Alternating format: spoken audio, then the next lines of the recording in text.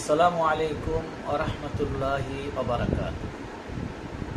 সম্মানিত দর্শক শ্রোতা, সমসাময়িক কালে এই খুব কম অল্প সময়ের মধ্যেই ভারতে এমন একটা ঘটনা ঘটিয়েছে যা মুসলমানের হৃদয়ে অনেক আঘাত লেগেছে। এবং ভারত একটা ধর্মনিরপেক্ষ রাষ্ট্র। ধর্মনিরপেক্ষ রাষ্ট্রের বিধান হলো ওই রাষ্ট্রে যে কোনো ধর্মের লোক বসবাস করবে তাদের নিজ ধর্ম সুন্দর মতো পালন করতে পারবে, তাতে রাষ্ট্র ক্ষমতা তাদের কোনো রকমের প্রতিহত বা প্রতিবন্ধকতা সৃষ্টি করবে না। এটা ধর্মনিরপেক্ষতাবাদের মূল মন্ত্র। আল্লাহ রাব্বুল আলামিন কোরআনে কারিমের মধ্যেও এর সপক্ষে আয়াত কারিমা নাযিল করেছেন সূরা আল বাকারায়। লা ইকরাহা ফিদ্দীন ক্বাদ তাবায়্যানার রুশদু মিনাল গায়y ফামান ইয়াকফুরু বিত-তাগুত ওয়া ইউমিন বিল্লাহি ফাকাদ ইসতামসাকা বিল উরওয়াতিল উসকা লা ইনফিসামা লাহা ওয়াল্লাহু সামিউন আলীম। আল্লাহ রাব্বুল আলামিন বলেছেন, দ্বীনের ব্যাপারে, ধর্মের ব্যাপারে, মতবাদ প্রচারের ব্যাপারে কারো উপরে কোনো রকমের জবরদস্তি করা যাবে না। যার ধর্ম সে পালন করবে। আমি শাব্দিক ধারাবাহিক তর্জমা না করে মুদ্রা কথাটা আপনাদের সামনে স্পষ্ট করে জানিয়ে দিলাম। আর এই যে কথা কি বলেছে, রাসূলুল্লাহ সাল্লাল্লাহু আলাইহি ওয়াসাল্লামকে অবমাননা করেছে। কোথায়? ভারতের মহারাষ্ট্রে হিন্দু ধর্মের একজন প্রচারক, ধর্মযাজক রামগীতি মহারাজ, তিনি রাসূলুল্লাহ সাল্লাল্লাহু আলাইহি ওয়াসাল্লামকে কটূক্তিমূলক কথা বলেছেন। রাজ্যের বিজেপির এক বিধায়ক নীতেশ রানা মুম্বাইয়ে তিনি ঘোষণা দিয়েছেন মুসলমানদের মসজিদে হামলা করে মুসলমানদের উপরে অত্যাচার নিপীড়ন করবে।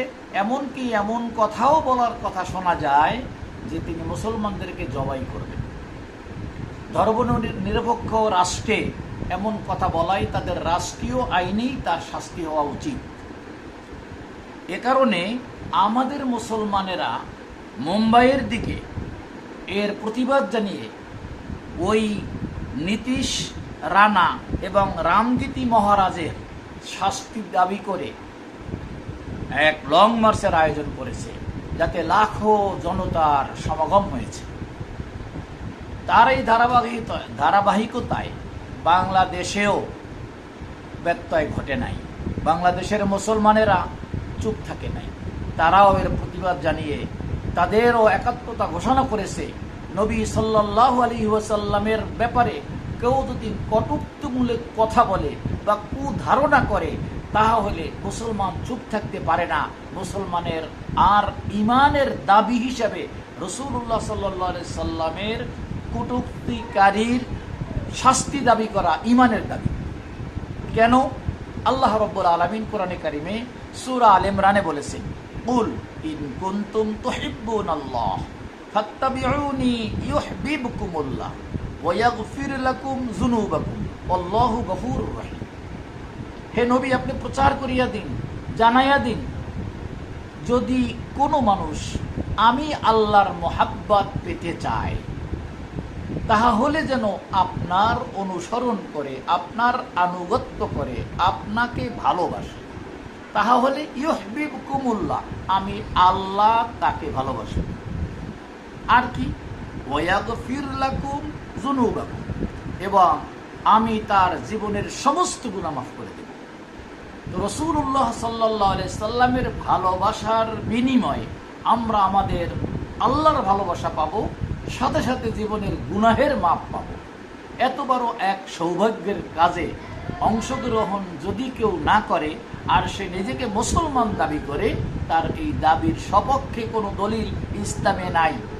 এই আয়াতের সপক্ষে রাসূলুল্লাহ সাল্লাল্লাহু আলাইহি সাল্লাম হাদিসে পাক ইরশাদ করেছেন, লা ইউমিনু আহাদুকুম হাত্তা আকুনা আহাব্বা ইলাইহি মিন ওয়ালিদিহি ওয়া ওয়ালাদিহি ওয়ান নাসি আজমাইন আও কামা ক্বালা আলাইহিস সালাতু ওয়াস সালাম। রাসূলুল্লাহ সাল্লাল্লাহু আলাইহি ওয়াসাল্লাম বলেছেন, তোমরা কেহ পূর্ণ মুমিনই হতে পারবে না ততক্ষণ পর্যন্ত যতক্ষণ না আমি তোমার কাছে বা তার কাছে, তার ছেলে মেয়ে, তার পিতা মাতা, এমনকি দুনিয়ার সকল মানুষের চাইতে বেশি মোহাব্বতের পাত্র না হবে, ততক্ষণ পর্যন্ত মোমেন হওয়াই যাবে না। তাই মোমেন হওয়ার জন্য, নিজেকে ইমানদার দাবি করার জন্য নবী প্রেম থাকা জরুরি। সেই জায়গা থেকে মুসলমানেরা আজকের মানে কি বলা হয়, সংগ্রাম, মিছিল এবং শাস্তি দাবির প্রত্যয়ে বাংলাদেশের মধ্যে সমস্ত জায়গায়, ঢাকা শহরের আনাচে কানাচে, এমনকি শেরেবাংলা কৃষি বিশ্ববিদ্যালয়ের ছাত্র বন্ধুরাও এবং আম জনতা মুসল্লিরাও আজকের এই বিষয়ে এক বিশাল মিছিল করেছে, এই প্রতিবাদ জানিয়েছে, এর বিচার চেয়েছে। আমি নিজেও এর পক্ষে বিচার চাই, এর উপযুক্ত শাস্তি তাদের রাষ্ট্রের আইন অনুযায়ী, ধর্মনিরপেক্ষতার আইন অনুযায়ী তার বিচার করা হোক। নইলে আমরা বাংলাদেশের মুসলমানেরা দুনিয়ার সকল মুসলমানদের সাথে একাত্মতা ঘোষণা করে এর বিরুদ্ধে আন্তর্জাতিক আদালতে তার বিরুদ্ধে আমরা বিচার দাবি করব ইনশাআল্লাহ।